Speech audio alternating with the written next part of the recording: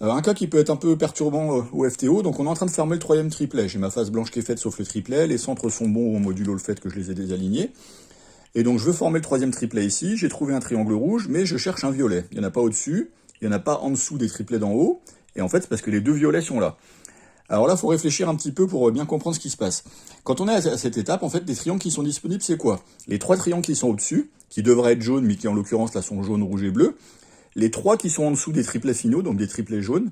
Donc il y a un jaune, un autre jaune et un rouge que je vais utiliser. Et les deux qui sont à l'endroit où mon triplet blanc que je suis en train de terminer vont être. Donc là, deux violets en l'occurrence.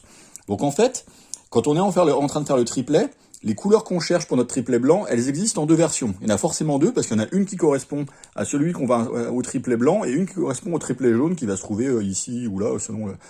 Donc le rouge, il y en aura un ici, un ici, un ici à la fin. Le violet, il y en aura un ici à la fin.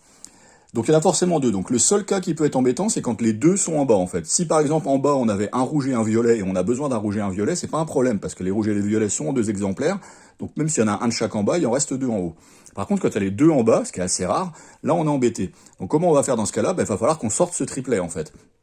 Donc on va essayer de le sortir, on va regarder ce qui se passe. Donc pour le sortir, en fait, je vais insérer autre chose. Alors je vais pas insérer celui-là parce que c'est celui que je suis en train de faire.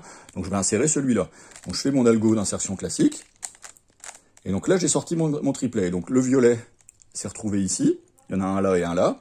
Mon triplet n'a pas bougé. Et donc maintenant, je peux former la fin de mon triplet en retournant ça, en associant ça, et ensuite je l'insère.